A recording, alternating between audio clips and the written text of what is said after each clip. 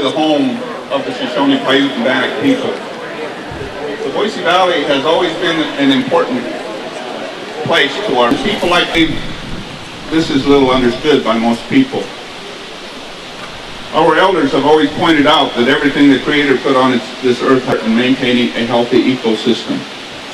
As the cultural resources, creation plays a small part. So a lot of times we go out here and spray for weeds or insects or whatever.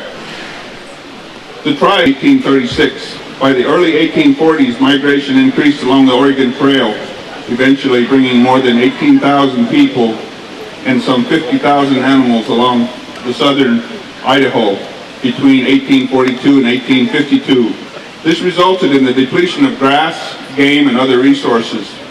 Hunters from the wagon trains eliminated big game for as far as 200 miles on either side of the trail. The tribes often approached the immigrants to urge them to travel elsewhere and were often killed for their efforts. In desperation, they began killing the immigrants' livestock for food, and a period of depredation on both sides began. Tribal oral histories share that unarmed bands and family groups were often attacked while trying to secure food. It was this indiscriminate killing of Indians by immigrants that contributed to the most retaliatory attacks by the Indians. An editor from the Sacramento Union wrote, and I quote, "The Indians rob and kill often because they are starving. All the Indians ask is that they may be permitted to fish and hunt in their old grounds unmolested. They should not be ill-treated for contending for their rights." In 1862, gold was discovered in the Boise Basin. Miners, prospectors, settlers, and others flocked into the area. Displacement of the Native American people began full scale. Indian lives, rights, and properties were disregarded as whites encroached onto Indian lands, creating conflicts. In the following year, in 1863, Fort Boise was established by the U.S. government and manned by cavalry troops for the protection of immigrants. The increased desire for Indian lands and hostile attitudes of settlers caused demands that the Indians be removed from their homelands. The Indian people in the Boise area were forcefully relocated to the present-day location of Arrow Rock Dam. That area now is inundated by the backwaters of Arrow Rock Dam. There was much hardship and sickness there. Many people died. In 1864, October 10, the Boise Valley Treaty was signed. Caleb Lyons, governor of Idaho Territory and superintendent of Indian Affairs, signed a treaty with the Boise Shoshone, who agreed to relinquish the Boise Basin and some adjacent lands in return for an undetermined sum of money and a parcel of land in the vicinity of Ford Reservation. The Indians complied with the treaty and relinquished lands and ceased hostilities. However, the U.S. Senate failed to ratify the treaty and the Indians did not receive what was promised. Caleb Lyons suffered personal ridicule and life threats from white settlers because of his policy of dealing justly and fairly with Indian people. The Bruno Valley Treaty was also signed on April 10, 1866. Caleb Lyons signed a treaty with the Bruno Shoshone in order to obtain an important mining region around Silver City in the Wahi Mountains. Some lands near the Snake River was also ceded to the U.S. Much of the Bruno Shoshone land holdings were designated as a reservation. The Indians complied with the terms of the treaty, and again, the U.S. Senate failed to ratify the treaty. And after that, when the people finally got to leave the Arrow Rock region, a lot of the people went to the Fort Hall Reservation, which is the Shoshone-Bannock tribe. And the Bannock, by the way, are Paiute-speaking people. It's just that they're called a different name. They speak the same languages as we do. And a lot of them went to the Duck Valley Indian Reservation, where we now reside. The Duck Valley Indian Reservation was established by executive order under the direction of President Hayes on April 19, 1887. In 1878,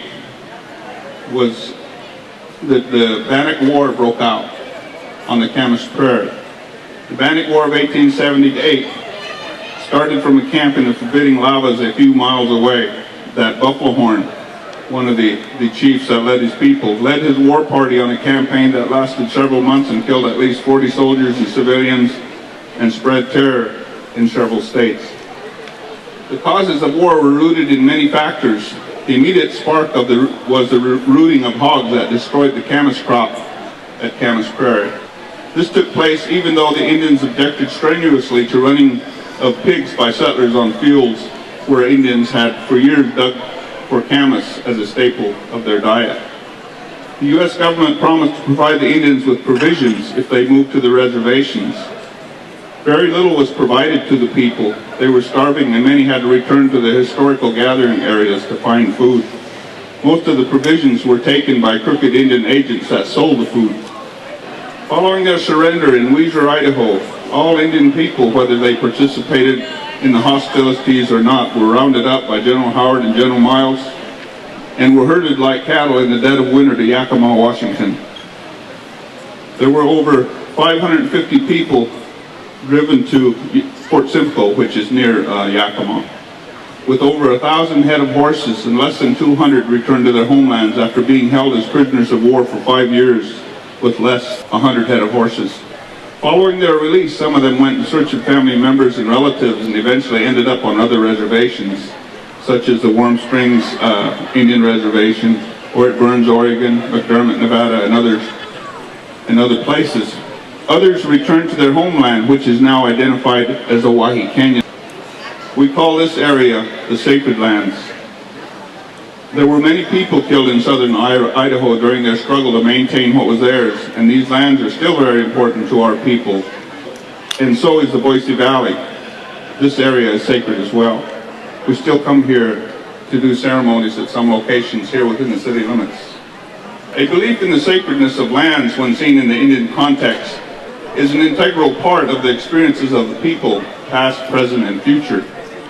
Indians who have never visited certain sacred sites nevertheless know of these places from community knowledge, and they intuit this knowing to be an essential part of their being. Every identifiable region has sacred places peculiar to its geography. Their sacredness does not depend on human occupancy, but on stories that describe the revelation that enabled their people to experience the holiness there. Sacred places are the foundation of all other beliefs and practices because they represent the presence of the sacred in our lives. They properly inform us that we are not larger than nature, that we have responsibilities to the rest of the natural world that transcend our own desires and wishes. The Duck Valley Reservation was expanded in 1886 to provide for the Paddycat band of northern Paiutes as they returned to their homelands following their release from Fort Simcoe. Another extension was added to our reservation in 1910 for water rights purposes. The reservation is divided by Idaho-Nevada state line almost exactly in half. Currently, the Duck Valley Indian Reservation encompasses 289,820 acres. The Shoshone-Paiute tribes were officially formed in 1936, and they developed their constitution and bylaws under the provisions of the Indian Reorganization Act. Our governing body, or tribal council, consists of 6 council members and a tribal chairman, each serving 3-year staggered terms. The Democratic Party has always been a friend to the American Indian.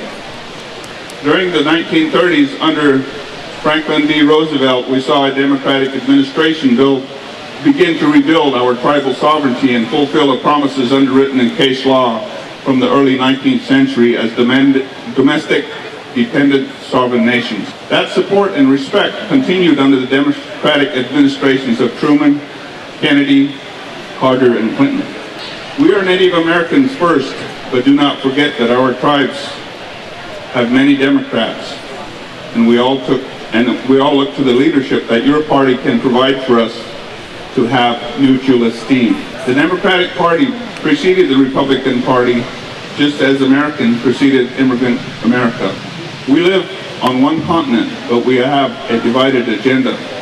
Let us respect each other's sovereignty, both esteeming each other's rights to honor our past paths.